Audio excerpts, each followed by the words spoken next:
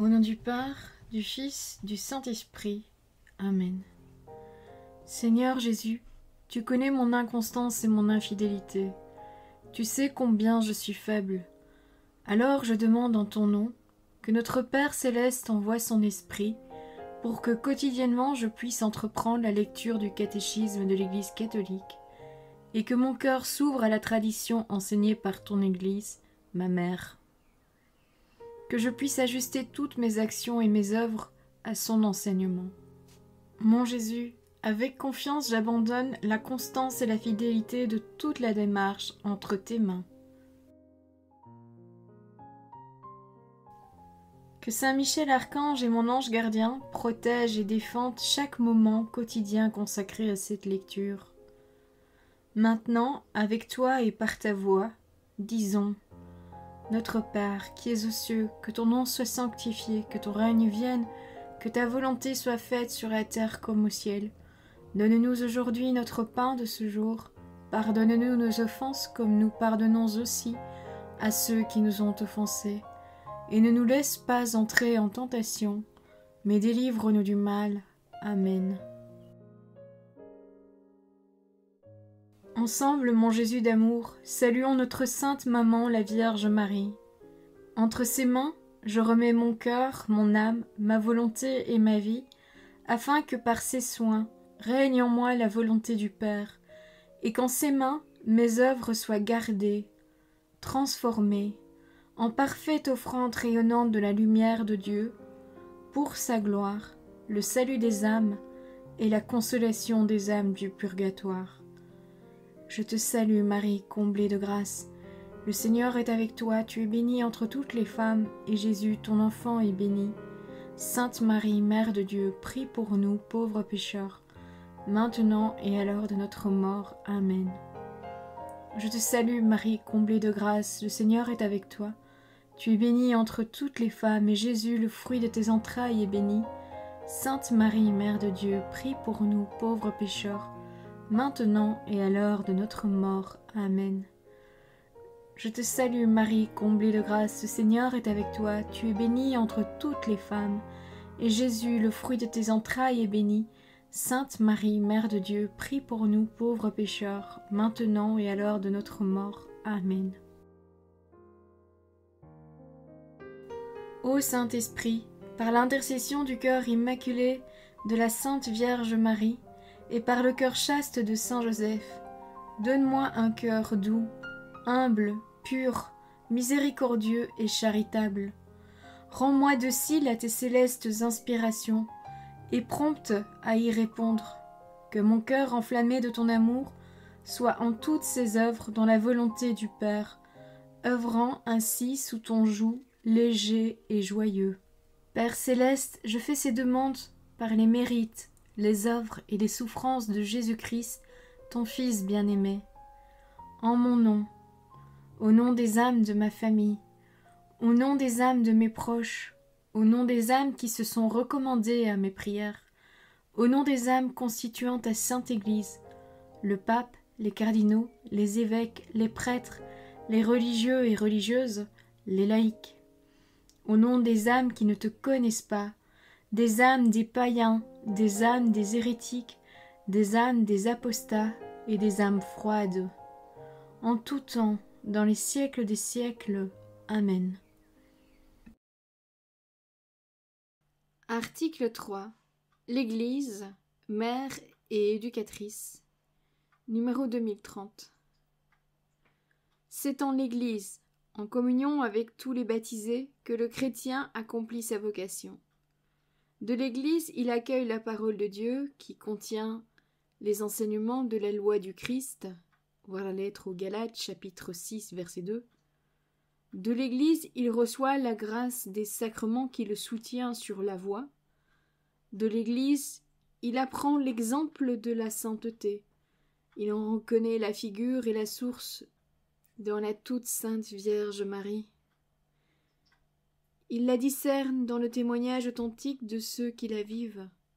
Il la découvre dans la tradition spirituelle et la longue histoire des saints qui l'ont précédée et que la liturgie célèbre au rythme du sanctoral. Numéro 2031. La vie morale est un culte spirituel. Nous offrons nos corps en hostie vivante, sainte, agréable à Dieu. Au sein du corps du Christ que nous formons, et en communion avec l'offrande de son Eucharistie, dans la liturgie et la célébration des sacrements, prières et enseignements se conjuguent avec la grâce du Christ pour éclairer et nourrir l'agir chrétien. Comme l'ensemble de la vie chrétienne, la vie morale trouve sa source et son sommet dans le sacrifice eucharistique. Premier point, vie morale et magistère de l'Église. Numéro 2032. L'Église, colonne et soutien de la vérité, voir la première lettre à Timothée, chapitre 3, verset 15, a reçu des apôtres le solennel commandement du Christ de prêcher la vérité du salut. Il appartient à l'Église d'annoncer en tout temps et en tout lieu les principes de la morale, même en ce qui concerne l'ordre social, ainsi que de porter un jugement sur toute réalité humaine, dans la mesure où l'exigent les droits fondamentaux de la personne et le salut des âmes. Numéro 2033. Le magistère des pasteurs de l'Église en matière morale s'exerce ordinairement dans la catéchèse et dans la prédication, avec l'aide des œuvres des théologiens et des auteurs spirituels. Ainsi s'est transmis de génération en génération, sous l'édige et la vigilance des pasteurs, le dépôt de la morale chrétienne, composé d'un ensemble caractéristique de règles, de commandements, de vertus, possédant de la foi au Christ et vivifié par la charité. Cette catéchèse a traditionnellement pris pour base, à côté du credo et du pater, le décalogue qui énonce les principes de la vie morale, valables pour tous les hommes. Numéro 2034. Le pontife romain et les évêques, en docteurs authentiques, pourvus de l'autorité du Christ, prêchent au peuple confié à eux la foi qui doit être crue et appliquée dans les mœurs. Le magistère ordinaire et universel du pape et des évêques, en communion avec lui, enseigne aux fidèles la vérité à croire, la charité à pratiquer, la béatitude à espérer. Numéro 2035. Le degré suprême dans la participation à l'autorité du Christ est aussi assuré par le charisme de l'infaillibilité. Celle-ci s'étend aussi loin que le dépôt de la révélation divine. Elle s'étend encore à tous les éléments de doctrine, y compris morale, sans lesquels les vérités salutaires de la foi ne peuvent être gardées, exposées ou observées. Numéro 2036.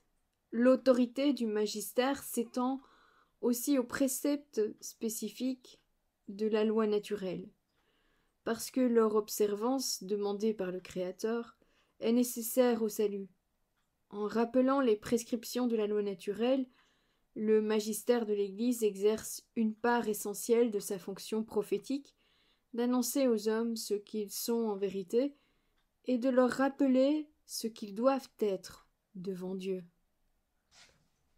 Numéro 2037. La loi de Dieu confiée à l'Église est enseignée aux fidèles comme chemin de vie et de vérité. Les fidèles ont donc le droit d'être instruits des préceptes divins salutaires qui purifient le jugement et, avec la grâce, guérissent la raison humaine blessée. Ils ont le devoir d'observer les constitutions et les décrets portés par l'autorité légitime de l'Église, même si elles sont disciplinaires. Ces déterminations requièrent la docilité dans la charité. Numéro 2038. Dans l'œuvre d'enseignement et d'application de la morale chrétienne, l'Église a besoin du dévouement des pasteurs, de la science des théologiens, de la contribution de tous les chrétiens et des hommes de bonne volonté. La foi et la mise en pratique de l'Évangile procurent à chacun une expérience de vie dans le Christ, qui l'éclaire et le rend capable d'estimer les réalités divines et humaines selon l'Esprit de Dieu. Ainsi, l'Esprit Saint peut se servir des plus humbles pour éclairer les savants et les plus élevés en dignité. Numéro 2039. Les ministères doivent s'exercer dans un esprit de service fraternel et de dévouement à l'Église, au nom du Seigneur. En même temps, la conscience de chacun dans son jugement moral sur ses actes personnels doit éviter de s'enfermer dans une considération individuelle.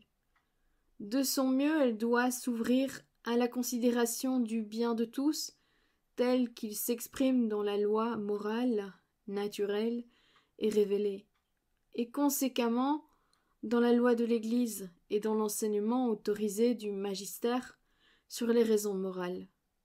Il ne convient pas d'opposer la conscience personnelle et la raison à la loi morale ou au magistère de l'Église.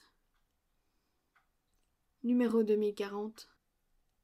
Ainsi peut se développer parmi les chrétiens un véritable esprit filial à l'égard de l'Église.